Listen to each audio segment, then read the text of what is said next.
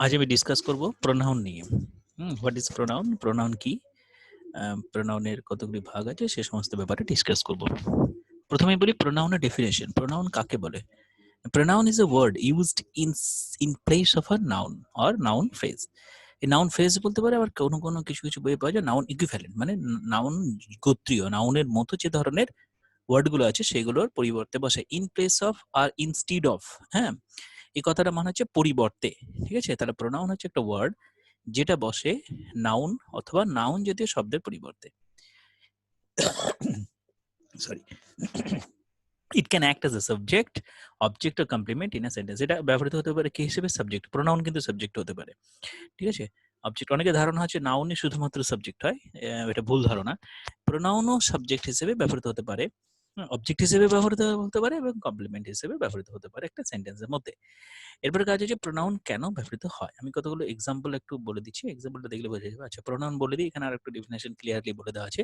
Pronouns are the words which are used in a place of a noun in a sentence. তাহলে pronoun হচ্ছে সে শব্দগুলো যেগুলো কোনো সেন্টেন্সে নাউনের পরিবর্তে বসে। Pronounce perform the function of a noun only. Pronoun কিন্তু নাউনের ফাংশনই করে। কিন্তু কেন আমরা তাহলে প্রোনাউন ইউজটা করছি না? They are used to avoid the repetition of nouns. তাদের ব্যবহার করা হয় to repetition of nouns. Noun যেন একই বারবার নাউনের ব্যবহার করতে করতে কি হবে সেটা মানে খারাপ লাগে বলে তার পরিবর্তে নাউনের পরিবর্তে আমরা কি করি? প্রোনাউনটাকে ব্যবহার করি। তো they are used to avoid the repetition nouns over and over in a again in a sentence. একটা সেন্টেন্স মধ্যে বারবার ব্যবহার করতে করতে, হ্যাঁ, সেটা শুনতে খারাপ লাগে বলে আমরা প্রোনাউন ইউজ করি। এক্সাম্পল গুলো দেখলে বোঝা যাবে। The teacher took the test, it was difficult. The teacher took the test, it was difficult. এখানে কিন্তু ইটটা কার পরিবর্তে বসছে? সেন্টেন্সটা পড়ে বুঝতে হবে কিন্তু। এখানে কিন্তু টিচারের পরিবর্তে বসছে না। ইট ওয়াজ ডিফিকাল্ট মানে এটা খুব কঠিন ছিল। এটা মানে কোনটাকে? দ্য টেস্টের পরিবর্তে বসছে। তাহলে that replaces the common noun test. Piyali worked on the test slowly, she was confused. এখানে কিন্তু সিটা কার পরিবর্তে বসে? পিয়ালি পরিবর্তে বসছে। The boy was kind to Max, so he thanked him. এখানে কিন্তু দুটো প্রোনাউন আছে। The boy was kind to Max, কি হি বলতে দ্য বয়ের পরিবর্তে বসছে, আর ম্যাক্স এর পরিবর্তে হিম বসছে। তাহলে এখানে হিটা কিন্তু সাবজেক্ট হিসেবে ইউজ হচ্ছে, এখানে হিটা প্রোনাউন হিসেবে ইউজ হচ্ছে। ঠিক আছে, এখানে এগুলো তো সাবজেক্ট হিসেবে বোঝাই যাচ্ছে।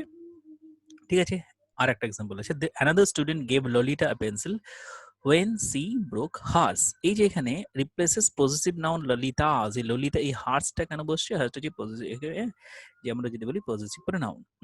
সি ব্রোক হার্স, এখানে hers use a positive pronoun. এই যে কেন এখানে হার বসলো না?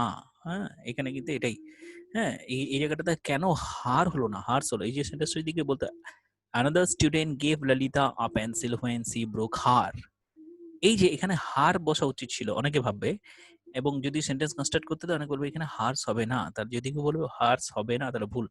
এই জায়গাতেই জানতে হবে যে পজিটিভ প্রোনাউনের ব্যবহারটা কি, কেন। তার জন্য আমাদের কি করতে হবে? প্রোনাউনের সমস্ত ভাগগুলো জানতে হবে। আচ্ছা, প্রথমে একটা মানে এটা ট্রাই আউট, মানে একটা এক্সাম্পল, কতগুলো এক্সারসাইজ আছে। এক্সারসাইজটা কি? একদম সিম্পল জিনিস। প্রোনাউন গুলোকে তোমাদেরকে খুঁজে বার করতে হবে। Underline the pronouns and circle the অ্যান্টিসিডেন্টটা করতে হবে না, শুধু প্রোনাউন্স গুলোকে খুঁজে বের করলেই হবে। এরপর আসছি প্রোনাউনের ভাগ। কতগুলো প্রোনাউন আছে, টাইপস অফ প্রোনাউন। কিছু কিছু বইয়ে 9 ধরনের আছে, কেউ কোন কোন বইয়ে 10 ধরনের আছে। এখানে আমি আপাতত কতগুলো প্রোনাউন দেখতে পাওয়া যাচ্ছে: personal, positive, demonstrative, reflexive, emphatic, distributive, indefinite, reciprocal, relative, interrogative pronouns. প্রোনাউনে কিন্তু অনেকগুলো ভাগ আছে। প্রোনাউনের ভাগগুলোকে যদি না জানা যায় ভালোভাবে, গ্রামার শেখা কিন্তু খুব টাফ হবে। হ্যাঁ, আমি আবার আজকে 3টে প্রোনাউনের ডিসকাস করে দেবো। হ্যাঁ, দুটো প্রোনাউনের ডিসকাস করবো, বাকি দিন নেক্সট অন্য দিনগুলো। আচ্ছা, প্রথমে আসি পার্সোনাল প্রোনাউন। আচ্ছা, পার্সোনাল প্রোনাউনে কিন্তু অনেক কিছু বলার আছে। These pronouns are used in a place of subject or object of a sentence. এটা সাবজেক্ট পরিবর্তে বসতে পারে, অবজেক্টের পরিবর্তে বসতে পারে। Personal pronouns describes the personal speaking. I, me, we, us. Person spoken to, যাকে বলা হচ্ছে। You, or the person or thing spoken about, অর্থাৎ যার সম্বন্ধে বলা হচ্ছে। যে বলছে, যাকে বলছে, যার সম্বন্ধে বলা হচ্ছে, এত কিছু। ঠিক আছে, এক্সাম্পল গুলো বলে দিই। Joy is a doctor, she works in a government hospital. Riya is a জুয়েসিস্ট, রি ইজ জুয়েসিস্ট, she is a doctor. They both are renowned in their fields. এতগুলো কিন্তু প্রোনাউন্স এখানে আছে। দেয়ারটা কিন্তু এখানে প্রোনাউন্স হবে না, হ্যাঁ, পজিটিভ প্রোনাউন। না, ভুল আছে, দেয়ার থেকে কিন্তু প্রোনাউন নয়, বাকিগুলো প্রোনাউন। সি, এই দুটো সি, এ, দেখলো সব প্রোনাউন। আচ্ছা, a personal pronoun can function as a subject and an object to the verb like a noun does. আচ্ছা, pronoun কিন্তু একটা সাবজেক্ট হিসেবে ব্যবহৃত হতে পারে, অবজেক্ট হিসেবে ব্যবহৃত হতে পারে। So there are two categories of personal pronouns, subjective case, এটাকে কেস বলা হয়, যেটা বাংলাতে আমরা কারক পড়ি। একটা সাবজেক্ট হিসেবে ব্যবহৃত হতে পারে, একটা অবজেক্ট হিসেবে ব্যবহৃত হতে পারে। আমি সিম্পল বলে দিচ্ছি, এটা সাবজেক্ট হিসেবে ব্যবহৃত হতে পারে প্রোনাউন, আর অবজেক্ট হিসেবে ব্যবহৃত হতে পারে। সাবজেক্ট কেস প্রোনাউন কি? যখন একটা সেন্টেন্সের মধ্যে প্রোনাউনটা সাবজেক্ট হিসেবে ব্যবহৃত হচ্ছে। সাবজেক্ট মানে কর্তা, যে কাজটা করছে। তো সাবজেক্টিভ প্রোনাউন বলে, অনেকে সাবজেক্ট প্রোনাউন বলতে পারো। Subjective case pronoun are pronouns that acts as the subject of a sentence. সেন্টেন্সের মধ্যে কি হচ্ছে? সাবজেক্ট হিসেবে ব্যবহৃত হচ্ছে। They occupy the place of the সাবজেক্টের জায়গাটা শুধু দখল করে থাকে। যেমন এখানে নাউন ফিনিশ দ্য ওয়ার্ক, এখানে যে কোনো একটা নাম হতে পারতো, হ্যাঁ, রামসাম যদুম হতো, যে কোনো নাম হতে পারতো।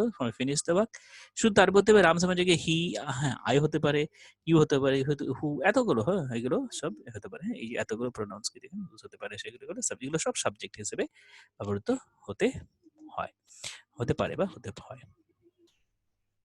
আর এগুলোর পরে they're follower, sometimes the subject pronouns are used to rename the subject. সাবজেক্টকে রিনেম করতে আরেকবার নতুন করে নাম দিতে হবে। তাই they're followed by the verb is, am, are. এগুলো কিন্তু একটা জেনারেল রুল। এই সাবজেক্টিভ প্রোনাউন গুলো সব ইজ আর আমার, মানে এই সাবজেক্টিভ প্রোনাউনের পরে is, am, are use generally হয়। Is, am, are, was, were, will be এই সমস্ত ব্যবহৃত হয়। ঠিক আছে, example, it is I who is responsible for all this trouble, it is she এই সমস্ত। এবার বলি objective case pronoun. Objective case pronoun কি? অবজেক্টিভ কেস প্রোনাউন হচ্ছে pronouns that act as a direct or indirect object in a sentence. আচ্ছা, direct এবং indirect object আমি বলে দিয়েছি। হ্যাঁ, অবজেক্টিভ প্রোনাউন্স মি, আস, দেম, হিম, হার আমি বলে দিয়েছি। আমার প্রিভিয়াস ভিডিওগুলো দেখলে বুঝতে পারবে কাকে ডিরেক্ট অবজেক্ট বলে। আচ্ছা, প্রথমে হচ্ছে ডিরেক্ট অবজেক্ট বলবে, কাকে ইনডাইরেক্ট অবজেক্ট বলে। আমি এখানে দুটো সেন্টেন্স এখানে চোখের সামনে উদাহরণ দেখতে পাচ্ছি। আই মেট হার, এখানে আর give me the book. Okay, so এই যে সেন্টেন্সটাতে I met her, here her is the direct object of the verb met. আর এখানে দেখা যাচ্ছে give me the book, here me is the indirect object. এই যে কোনটা কি করে বুঝবো যে হারটা হচ্ছে ডিরেক্ট অবজেক্ট? ঠিক আছে, আর এটা হচ্ছে indirect object. Here here is, আমার একটা কথা বলি, কে আর কাকে, কার সঙ্গে আমি দেখা করলাম, আই মেট, মানে আমি কার সঙ্গে দেখা করলাম। আমরা অবজেক্ট দুরকম ভাবে, হ্যাঁ, দুরকম ভাবে আমরা সেন্টেন্সের মধ্যে খুঁজে বার করতে পারি। ভার্বটাকে ধরতে হবে, ভার্বটাকে ধরতে হলে দুটো প্রশ্ন করতে হবে, হোয়াট আর হুম। এখানে এটা ভুল আছে, সরি। এই আই মেট হার এটা কিন্তু ইনডাইরেক্ট অবজেক্ট হবে। হ্যাঁ, ঠিক আছে, গিভ মি দ্য বুক। এখানে এই আমি প্রথম এক্সাম্পলটা ধরতে বারণ করছি, কারণ এর মধ্যে একটু কনফিউশন আছে, ভুল হবে বুঝতে। দ্বিতীয় উদাহরণটা বলতে আমি একটু ব্যাখ্যা করছি। এই যে এই ধরনটা গিভ মি দ্য বুক, এই উদাহরণ কেন বলছি গিভ মি দ্য বুক, এই সেন্টেন্সটাই বলে দিচ্ছি give me the book, here me is the indirect object. হ্যাঁ, এই সেন্টেন্সটার মধ্যে দুটো অবজেক্ট আছে, গিভ মি দ্য বুক, এখানে সাবজেক্ট কি একটু কঠিন বলে দিই, সাবজেক্ট হচ্ছে ইউ, তুমি আমাকে বইটা দাও। তা এখানে যদি ইউটা সাবজেক্ট হয়, ইউটা কোনো উৎস আছে, ঠিক আছে, এখানে ভার্বটা হচ্ছে গিভ, তাহলে কি দেবে? The book. তাহলে এটা কি দেবে? বুক, এটা হচ্ছে ডিরেক্ট অবজেক্ট। আর কাকে দেবে? আমাকে দেবে, এটা হচ্ছে ইনডাইরেক্ট অবজেক্ট। ঠিক আছে, ক্লিয়ার? এই ধরনের এটাকে বলে ডাইরেক্ট অবজেক্ট, ইনডাইরেক্ট অবজেক্ট। এগুলো এত কিছু জানার দরকার নেই।